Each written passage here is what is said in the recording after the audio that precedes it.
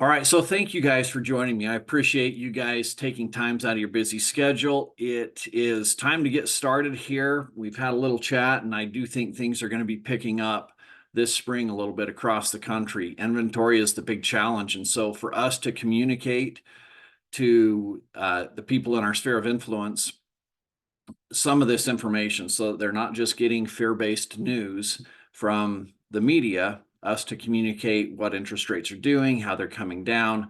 Hopefully we can spur a little bit of growth going on in our markets this year and improve things over from where they were last year. I want to start out by sharing, first of all, let's start out by introducing myself. I'm Eric Lee with Equity Real Estate, the Elite Agent Training Program. I am the principal broker here for the state of Utah, and glad to be able to join you guys today. Now, as advertised, we are going to be talking about contact management software. So I'm going to jump right in to KVCore here. So you should be all able to see the dashboard for KVCore. Now, I don't care which software you use, okay? I could share a negative experience I had yesterday with an old software. I canceled its use over 2 years ago when, I had paid for a year at a time because it gave me some financial benefits to do so. And so even though I'd canceled, when the renewal period come up, they consistently kept trying to charge my credit card. And it wouldn't work, and since I got a new credit card or updated one, and somehow yesterday I noticed they had charged me $250 3 times, $750 in erroneous fees. And I had to go to the bank and work with them because working with the company, and it's just crazy, some of these things. Anyways, that has nothing to do with this topic, except that some companies are better than others. I'm not going to tell you which ones to pick. I'm going to use KVCore as my demonstration model because I think it does a more effective job than most softwares do for the 4 key reasons that I find important in a CRM software.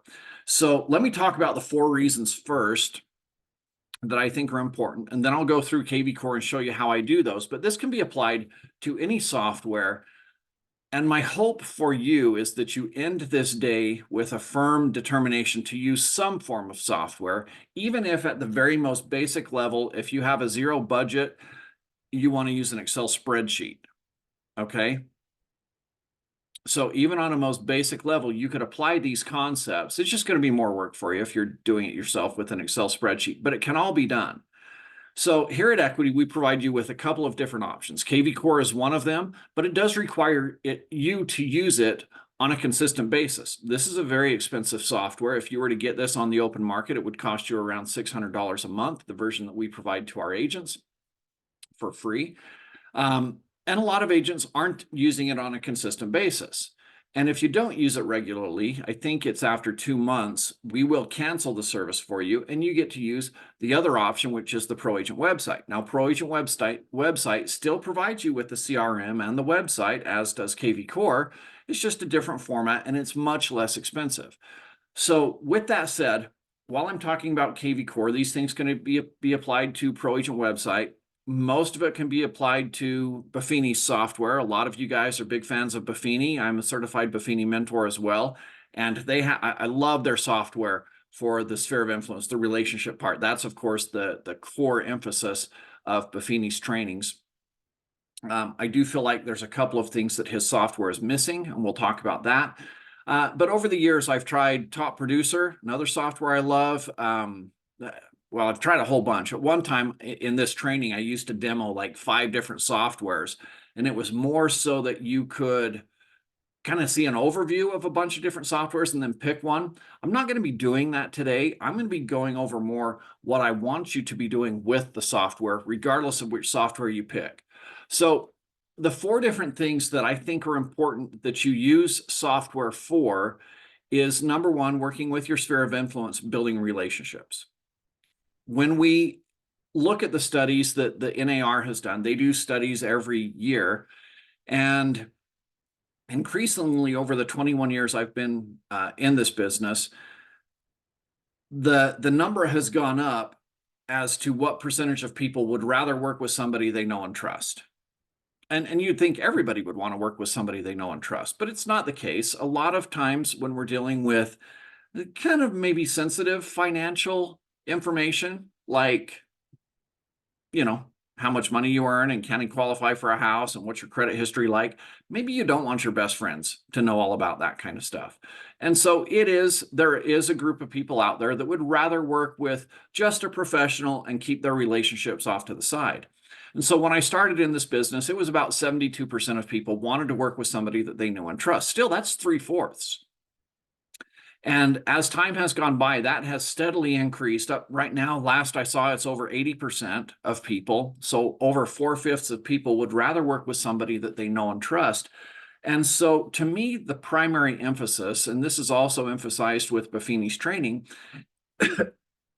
excuse me, is on your sphere of influence with the people that know you. And the goal behind that is to help them feel like they can know and trust you. And for me in my training, I have split those two things up, that people want to know you personally and trust you professionally. So all your friends and family, they know you because they've seen you grow up, right? You're a good guy, you're their friend, but you're the little brother, or you're their son that was a little bit of a rebel, or, you know, whatever. They have these impressions of you that are not professional. They don't have this professional background impression of you. And we need to work on that with the people that we know and love, right? They need to see us as the consummate professional. Then again, we've got all our past clients. They saw you in a professional capacity, and that was great. But we want to become closer to them, because the next professional could be just as professional as you and immediately be your competitor. And so if we have a friendship with our customers and we're very good at our jobs, then they're much more likely to remember us and use us consistently. And then we build a great career over time. So that's the first thing that we put the emphasis on, is working with our sphere of influence so that they feel like they know and trust us, know us personally, trust us professionally. The second ingredient that I like to have in any transaction software or contact management software that I use is transaction management. And the primary reason for that is uniformity in what I'm doing. So when I work for a client, I provide a high level of service. Hopefully they refer me to their friend and they say to their friend, you should give Eric Lee a call because he did A, B, C, and D for me. When I work with that friend, I need to also do A, B, C, and D, right? Because that's the glowing report they got from me. If I don't do that, if I'm not uniform, if I'm not consistent, then worst case scenario, I could be possibly considered guilty of discrimination. You know, maybe one was a different race than the other, and maybe one was a different religion than the other, or a different gender than the other. And they thought, I didn't get this treatment because I'm different. So worst case scenario, you're seen as treating people differently for some of those reasons, and that can be very bad for you. The more likely scenario, at least with the professionals that I've interacted with, they're not discriminating on that basis, even though it could be potentially interpreted as so, is they're simply just not professional. They don't have a system in place to be consistent with everybody that they deal with. And so we want to address that as well. So that's the second thing, is transaction management, so that we perform a uniform high level of service to all of our clients. The third value that I find in CRM software is marketing and lead generation. And typically a good CRM is tied to a website, and you can use that to generate leads for yourself. So we'll talk about that. And then the last thing is helping you with your business habits, right? So if you're constantly using a software and you can get into that habit, then you develop a continuity with your business habits, which makes building those habits and which makes every day a little bit easier. It is very, very hard. Probably the hardest thing that we ever learn to do is managing ourselves. That self-discipline is constantly hard. And you might feel like, okay, I've been doing this for a long time. I'm really good at self-discipline. And then you get set back with a surgery, or you get set back. Like when I had COVID, I was out for 21 days. And then you're trying to get back into it, and you're trying to go back to the gym when you're weak as a kitten, and you're trying to eat well after the holidays, and you've just binged on all this, chocolate and whatever. It is really easy to get knocked out of good habits. And so it is a continual challenge for us. And again, one of the things for me that helps us is having a tool like this that we can use. So with that said, I want to dive into this software in particular. And again, you can apply this to most of the softwares you use. One of the reasons I like KVCore is it does happen to help with all four of those things in better ways than most software does. So the first one, building relationships. For this, we're going to jump over to our Smart CRM. And we're going to go down to the My Contacts section of it. And of course, you can categorize your contacts. Maybe you've got a fantasy football league, and so you could have your fantasy football group because all of your, you've got a big group of friends that are really into that. I'm going to pull up a test contact here, and we're going to see how our software can help us build a relationship with Mr. Contact. All right. So first of all, when an agent starts in their career, one of the first things that I have them do, if I'm working with them on a one-on-one basis as a mentor or something like that, one of the first things that I'll have them do is I will have them select a CRM platform. Number one thing. All right. CRM stands for Contact Relationship Management, by the way. Okay. So I'm going to have them select a contact relationship management platform, and then I'm going to have them go through their phone. Everybody that's in their phone should be in your CRM software. Okay, you've got some form of relationship with them. And then I have them go through their social media, and they see all the people that they're friends with on social media. All of those people should come in here as well. All right. And with most people, when they're a brand new agent, they're capping out already close to 100 people.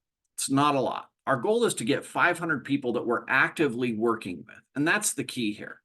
Now, for me, when I went over to KVCore, it pulled everything in from everywhere. And I've worked with so many agents over the year. I've got over 4,000 contacts. That is not ideal, by the way. I'm like 4,500. And I'm spending most of my time trying to pare those down to a workable database, right? Because I'm not actively working with 4,500 people. That would be impossible for me. All right. And even if it were possible, it's not desirable for me. I don't want to work 24 hours a day. So I recommend you shoot for a target of around 500 people. If you're actively working with about 500 people, then you can build relationships with them over time. And it really narrows down to like around 10 contacts a day. So if I'm doing 50 contacts a week, business days, 4 weeks of the month, that's 200. In 3 months, if I'm having some form of personal contact once a quarter, that would put me up to around 600 contacts a quarter, right? So it is doable to have a working database of 500 to 600 people. So with that said, let's talk about how the software helps us. So first of all, test contact comes in here, and I've got an email address and I've got an address. I'm not sure if this is the right this is one of my old houses, by the way, that I put in here. But I don't have a phone number, right? But somehow this guy, I know from the past, he came out of my phone, he came from somewhere, and he's made it into my contact software. Now, my goal is, if you recall, to build a deeper relationship with him. I want to feel like he knows me knows me personally and trusts me professionally.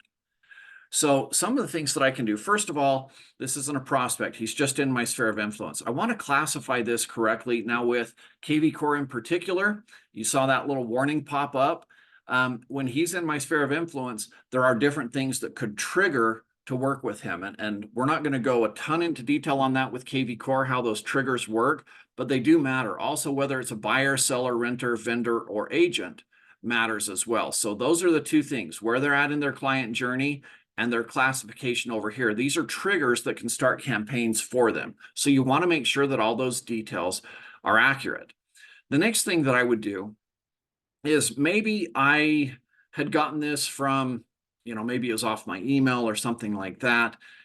And so I'm going to look and see if I do have any more information. If I do, if I look in my phone and I can find a phone number, then I'll add that here. If I know Tess contacts family information, then I can go to the profile details and I can put in, a spouse. If I know a birthday, I can put in the birthday. But let's say that I don't have any of that information, which will be pretty common if you're a new agent starting out and just downloading everybody into your phone. Okay. So one of the first things that we want to do is our goal is to have some form of personal contact with everybody. And this, by the way, comes from our sphere of influence training that we did earlier. Our goal is to have some form of personal contact at least every 90 days with everybody in our sphere of influence. And so right away I see here, okay, I've got limited information with him. I'm going to try an email. At least I have an email for him. That's all I've got.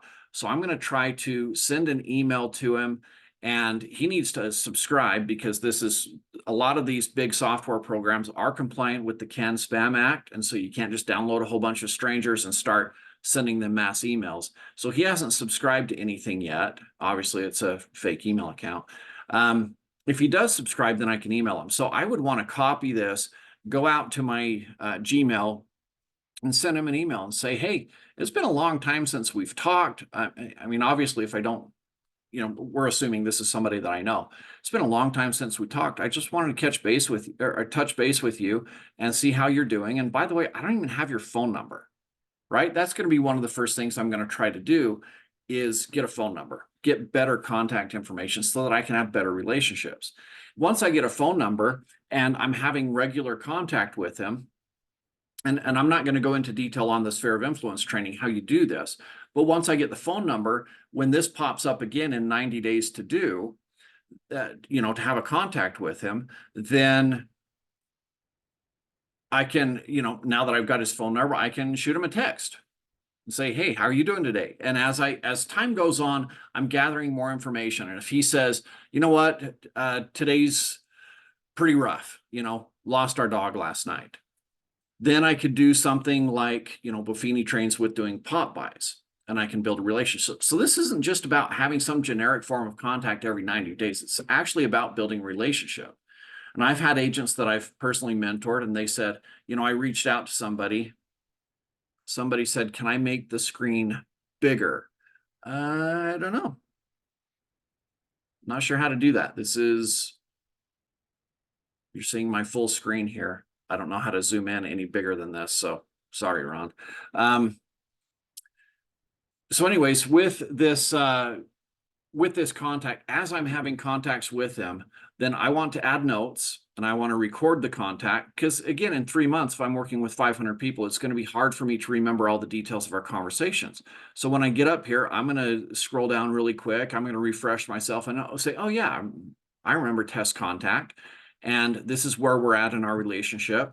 And this is some missing information that I can gather, or there's some current information that I wanted to pass on to him, or there's something fun that I'm doing that I want to let him know of, or I'm currently running a promotion with one of my power team partners that we talked about. I think that was last week, a couple weeks ago in our training.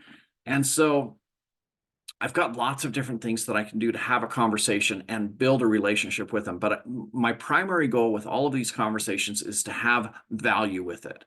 I don't want it to just be, hey, by the way, here I am, top of mind awareness type stuff. That's not enough. I want to create value. We're building something here. So everything that you do, every contact that you have with them, I want you to think in your mind, how is this creating some form of value? All right.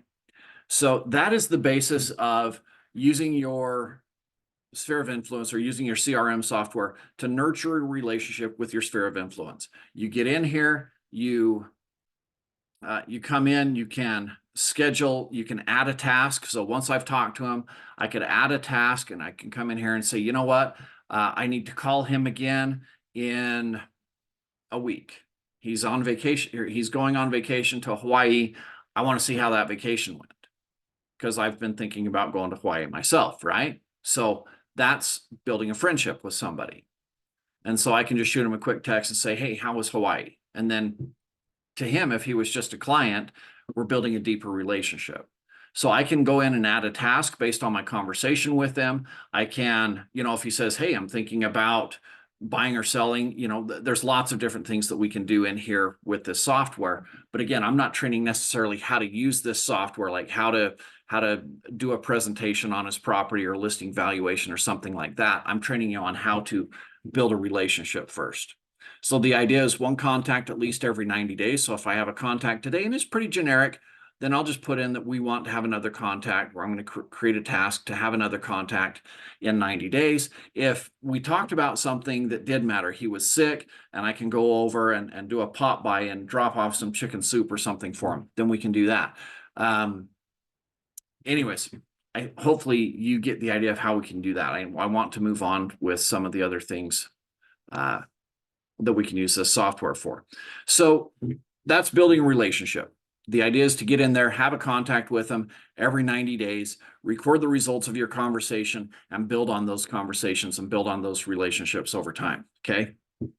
The next thing is transaction management. Now, this is something that each of you have an option, regardless of what software you're using. Let's see. Is everybody seeing, by the way, my the Elevate screen? Give me a thumbs up if you are. Yeah. Okay, good. So over here, I've had some people ask their brokers, and their brokers called me last week because of the training that we did. They couldn't find the information that we had talked about. So I want to show you where to go. On the Elevate screen, you go to the training tab up at the top left. All right. If you click on this, it'll be tougher to find. But if you click on the training tab at the top left, you can come down to Elite Agent Training and click on that. And then you'll have access to these task plans. And that's what I want to talk about next. So when you get a new listing, we've got a listing task plan. When it goes under contract, there's a task plan for that. And same thing with buyers. Okay. So we've got task plans for all of these things. And those are available as a PDF that you guys can download. And then you can incorporate that into whatever software you're using. I'm going to jump back to KVCore and show you how to do it in KVCore if that's what you're doing. And I'll go through some details here with you. So first of all, here's the purpose, just to reiterate really quickly, why we want to provide this type of service for our clients and why I like having this in my CRM software. If I were using an Excel spreadsheet, I would take those PDFs and I would take each task and I would put it in an Excel spreadsheet. If I'm using a software like this, I can actually come in here and I can build these task plans. If you're using KVCore, these task plans are in here and available to you. I've shared them with you so that you can use them. I'm going to show you the buyer under contract task plan just as a quick example and how this creates value for you. I'm not going to do this with all 4 task plans. I'll let you go through those yourselves. And they are meant to be a basic template for you. They are not comprehensive. They do have a lot in there, but don't think that they're comprehensive, that they have everything in there that you need, because each of you, well, you're individuals. You've got your own different strengths. You've got your own different flair. But I want you to incorporate that into your task plans, okay? The things that you're doing for your clients. So for example, if I get a buyer and we go under contract, then I apply this task plan to them. If I were using an Excel spreadsheet, I would just create a separate spreadsheet with all of these tasks listed out, and I would create I'd put my client's name in one of the columns at the top, and I'd just put an X in each of the different tasks as I progressed through the list, accomplishing these tasks for my client, right? Making sure that I'm checking off every bit of that task plan. So I want to show you, for example, how this works, how this can protect you, and how this can help you provide value. One of the things that I've been pushing a little bit on my YouTube channel is buyers demonstrating their value.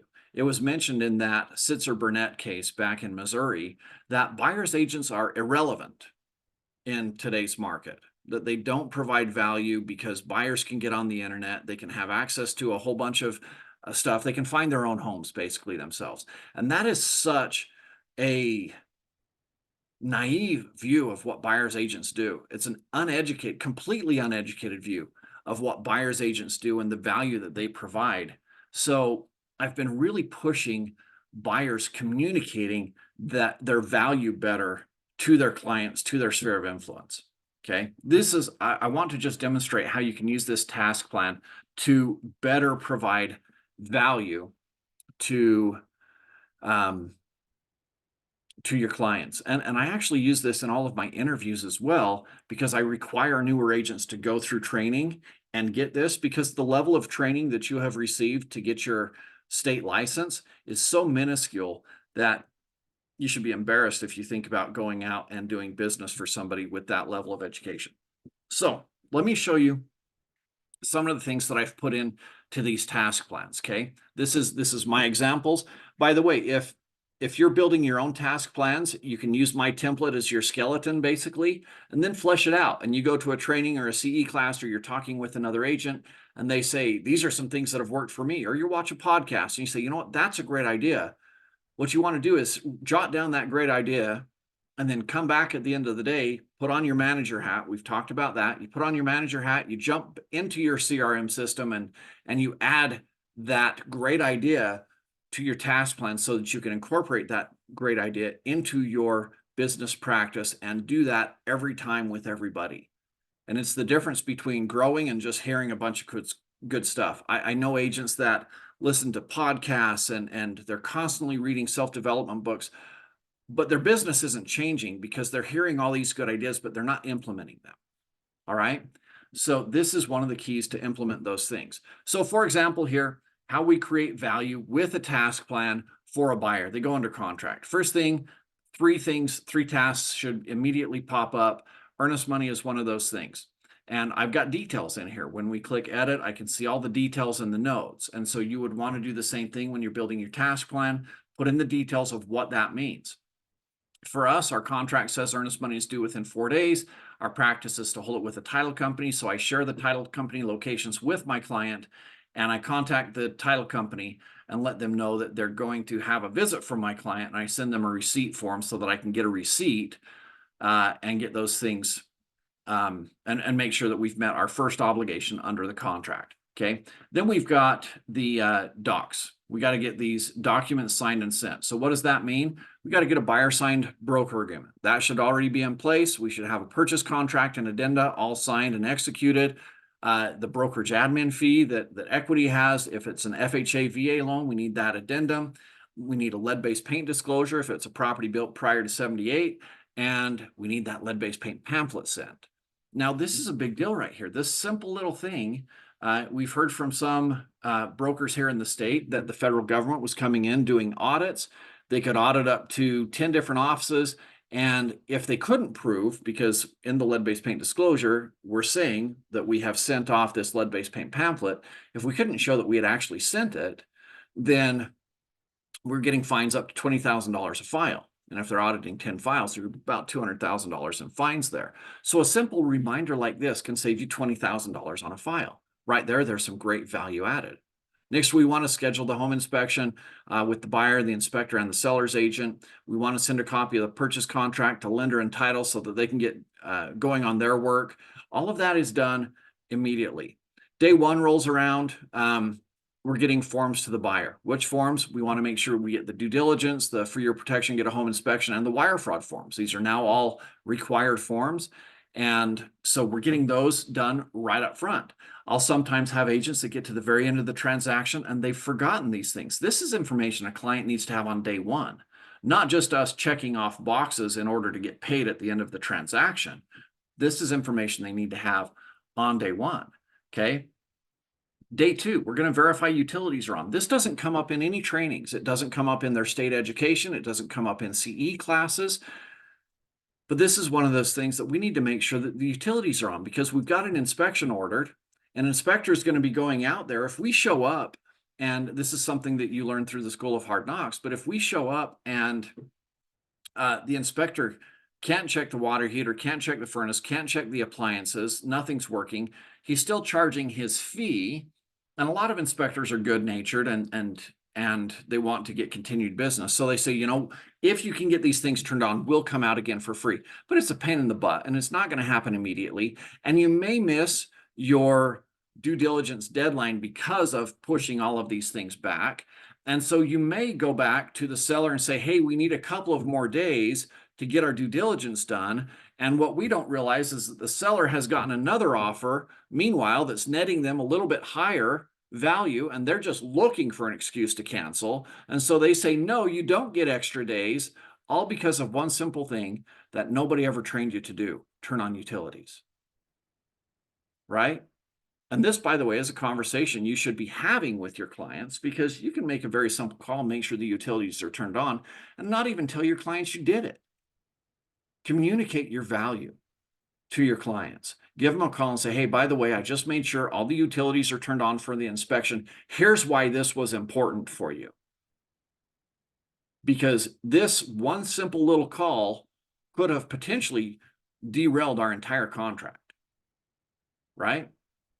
Or put you at significant risk of just moving ahead without getting a full inspection because you didn't want to lose the contract and the seller refused to give you an extension, right?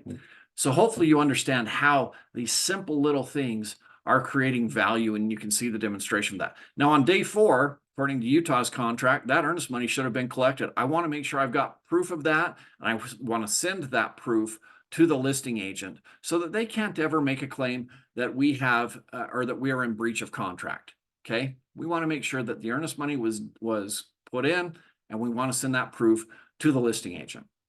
And we just go down the list, and I'm not going to go through every single item here on this list. I just want you to see, okay, we've got buyer signed seller's disclosures. We're going to receive a copy of that.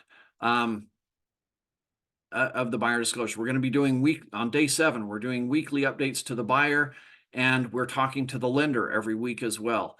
We're preparing our closing gift. We're ordering the appraisal. We're doing all of these different things. On day 22, because we have them sign the wire fraud form up on day 1, wire fraud doesn't take place until the last week of the transaction, right? That's when, if somebody has hacked your account or the lender's account or the title company's email account, it's the last week, the last few days that wire fraud takes place. And they send the email to your client saying, here's your new instructions, please wire the money here. It's been 21 days of a lot of stress for that buyer. They don't remember that they signed that wire fraud form. They don't remember the details of it. So give them a call on day 22 and say, hey, we're getting into the last week of this transaction. I want you to remember this. Don't follow wire instructions that you get by email, right? We should have that conversation with them, regardless of whether or not we've checked a box earlier, having them sign the form. This is when it really comes into play. Okay.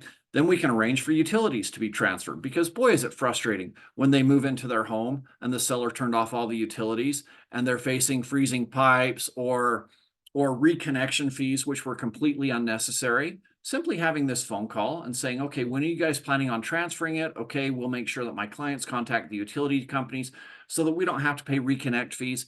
And then you again contact your client and say, by the way, I've made this call. Here's when they're planning to cancel. Here's what you can do. This will save you a couple $100 in utility reconnect fees.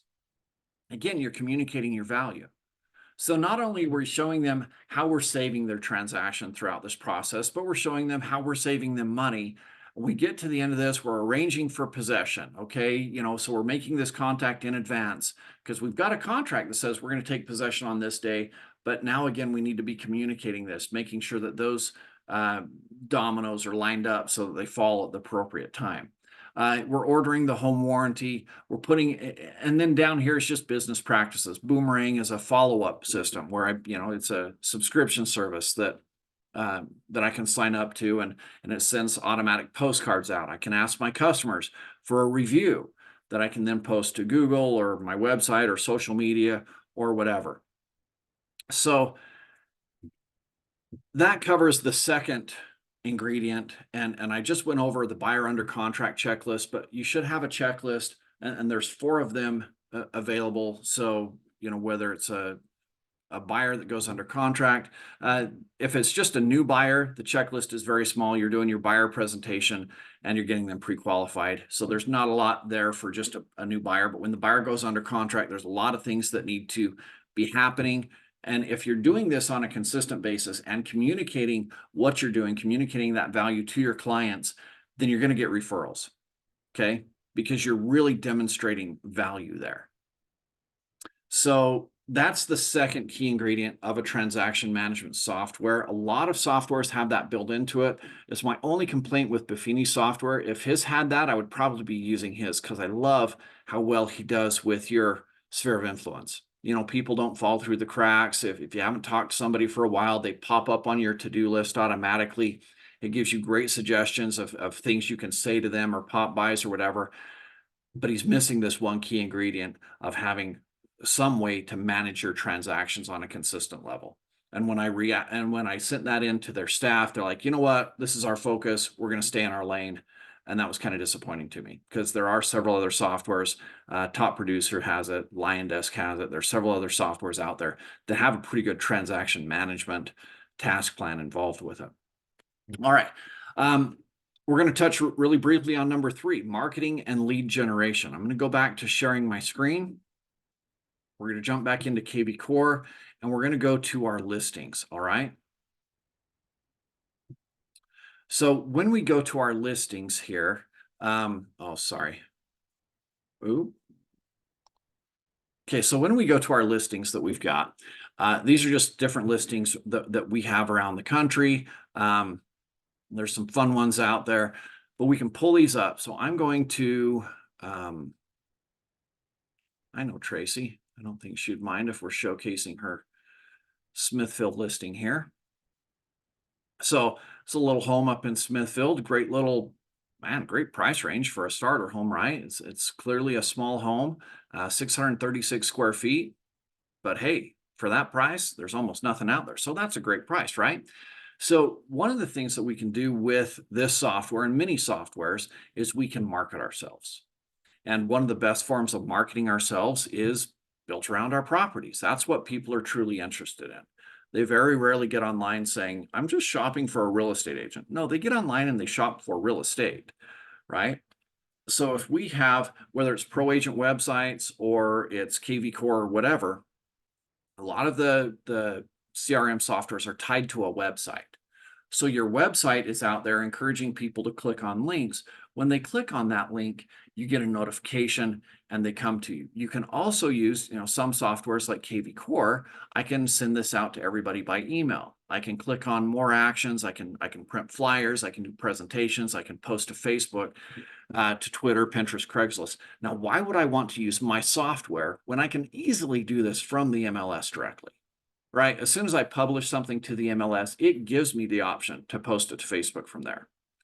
The difference is if I do it from the MLS and I share it to Facebook, people go out there and they click on it, it pulls them into the MLS and they'll see my listing, sure. But then they could go around and they could shop and it's going to take them off of me and they're going to be looking at a whole bunch of other stuff. And I don't typically get a notification that they clicked on that link. Right? It's just taking them into the MLS, which is very friendly and showing them properties, and they're going to get distracted with a whole bunch of other things. Whereas if I'm sharing it from here, it accomplishes the same goal. It goes out to social media, it shares it. But when somebody clicks on it, I get a notification that they've clicked on my listing. Some of the softwares, one of the things that KVCore does that's pretty cool is it has this AI. So it automatically emails them, say, hey, I noticed you're looking at some of these homes. What kind of things are you looking for? How can I help you further? Right? And it sends out this email that's automated that you didn't even aware of that it had sent out. And so then they reply to that email and say, you know what, I'm just kind of looking in general in this area or in this price range, or I'm just kind of kicking the tires, whatever. And you'll wake up the next morning to your dashboard. I'm going to jump over here to the dashboard. You're going to wake up and you're going to see a new email was sent out. So this is one of my past clients. And she just got on and 13 hours ago and looked at a home. And my software automatically sent out a little email saying, hey, by the way, I noticed that you're out looking.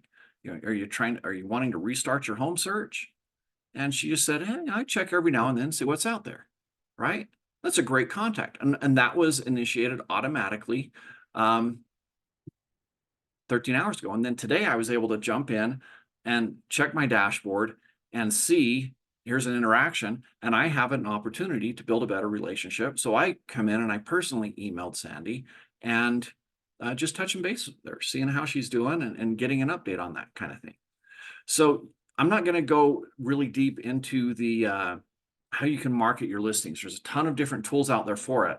My point here that I want to make is like some people buy leads and they have websites that funnel leads into their website. The thing is, and this leads us into our fourth concept here, which is about timely because we're running out of time for our training today, is daily continuity and business habits. If I have the habit every morning of coming in, jumping on here and checking my dashboard, I can see that, okay, here's some people that have interacted with me. Now I get to interact back with them. I get to see what it is they're looking for. I get to see how I can provide a better value or a better service to them. One of the other things that I can do for continuity that is unique to a couple of software programs, and I believe Buffini's software does this as well, but this one does it. You'll notice I get some calls a day. So I can go in here to my profile as I'm setting up things for myself, and I can do a daily call task creation. So, and this is where some of those the status of the person, whether they're a prospect, a new lead, or an active lead, right?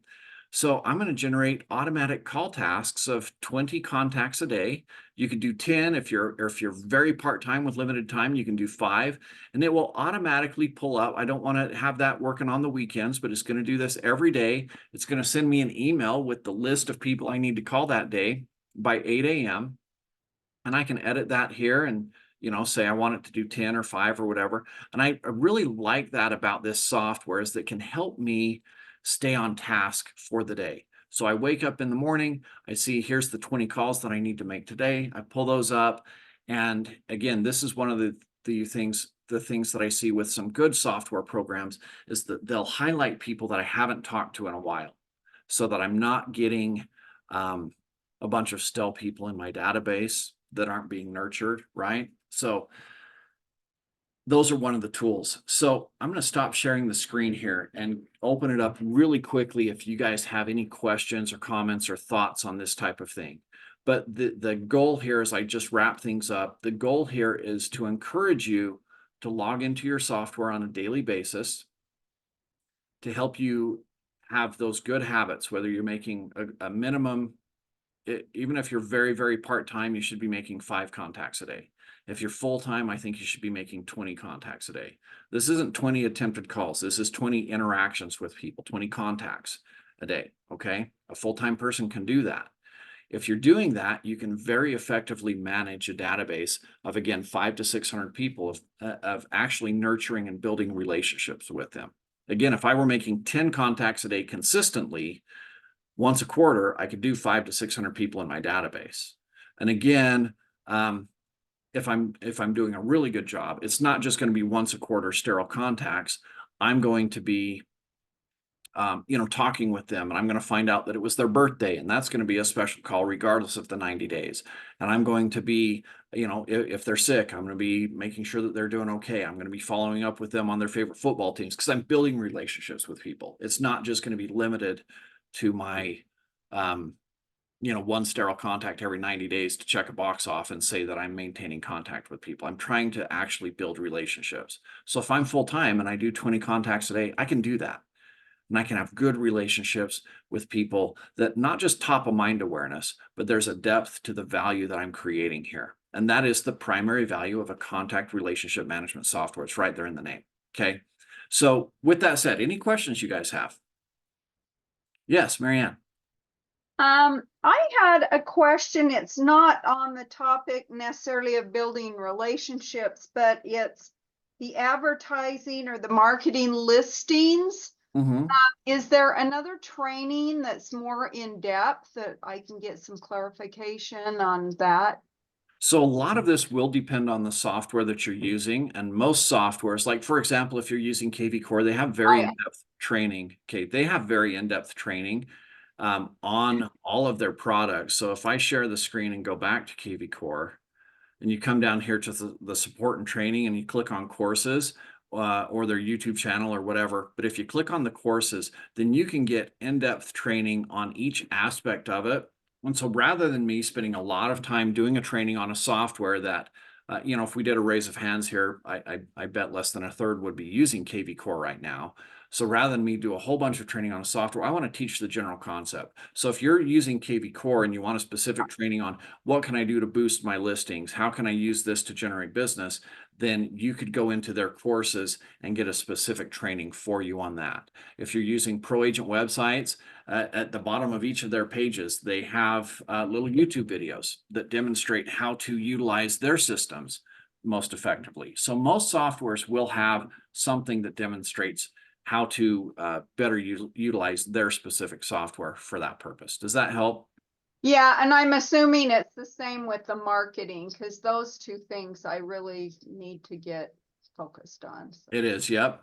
They have Okay. little courses around those things. So what I would do is I would set aside, if you're a newer agent, I would set aside a minimum of 30 minutes every day to learning new things, because there's just so much to learn. It's overwhelming if you're a new agent. 30 minutes to an hour a day just for learning. If you're an experienced agent and you say, you know what, I've been doing this for a long time, but this is one area where I could really improve my business.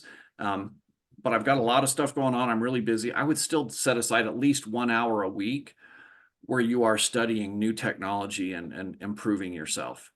Okay. And if you don't do that, if you don't do at least 1 hour a week, then you will find yourself outpaced. And it gets to the point where it seems almost ridiculous, but I had an agent that was an octogenarian. She was in her 80s, and I just absolutely loved her. She passed away a few years ago. But she would come in and say, can you help me log into my email? Just the sweetest old lady, but she had forgotten how to log in. She didn't know how to log into email anymore, right? And that happens, right? I was going to college for computer programming. And I started out thinking I wanted to be a computer programmer.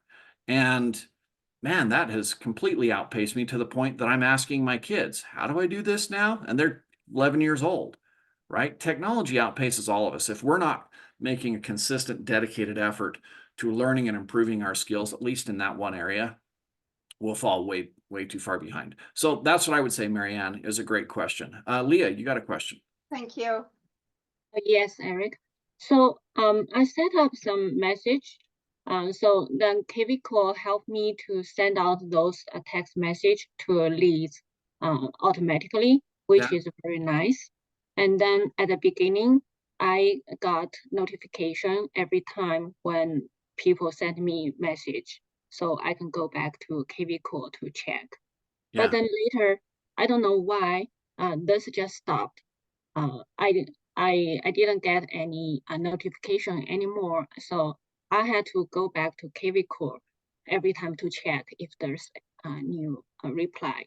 So I just wonder how I can fix this.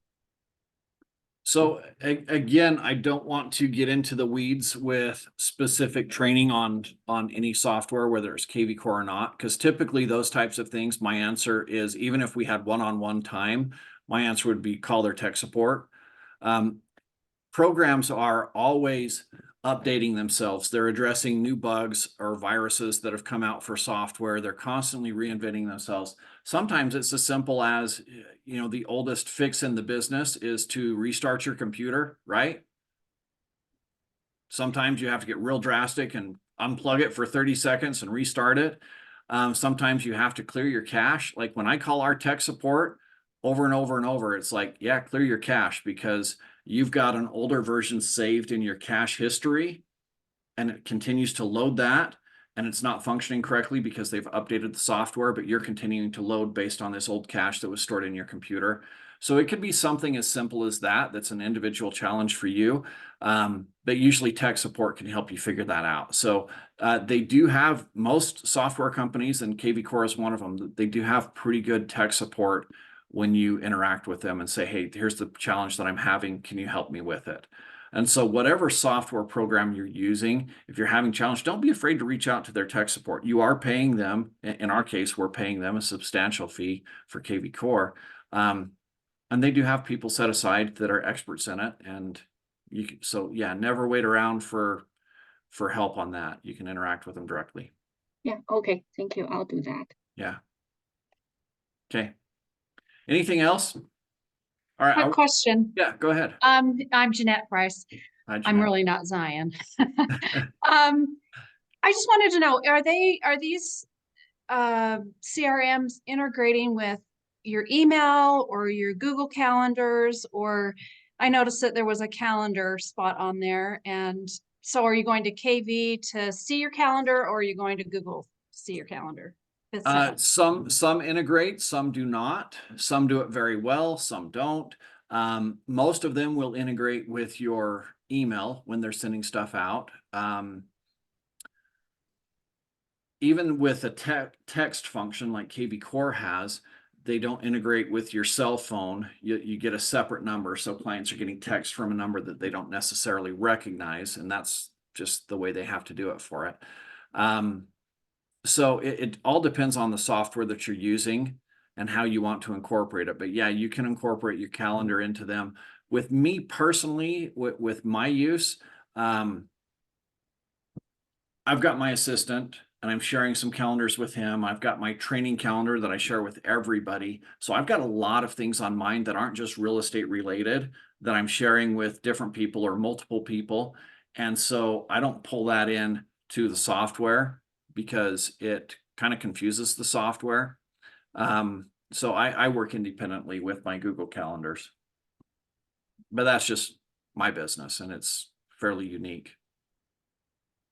Okay. But yeah, they all incorporate. Okay, so here's the goals, you guys. We're going to close things up today, but here's what I want you to do. Number one, if you're not using a contact management software, I want you to pick one before the end of the day. I don't care what you use, even if it's an Excel spreadsheet. Put all your names of people in there. And later on, by the way, if you did pick one, you can incorporate. You can export that Excel spreadsheet into the software. And there are people that can help you do that as well, tech support. So if you're sitting there thinking now, well, I'm using this old software, I've got a list of names here, you can contact their tech support and they'll say, yeah, we'll help you import your data. If you decide you like a different software, you can export your data from one and import it into another. You will lose most of your notes from the contacts. Not all fields carry over, but all the basic information, the contact information will carry over. So make sure that you're using a software by the end of the day.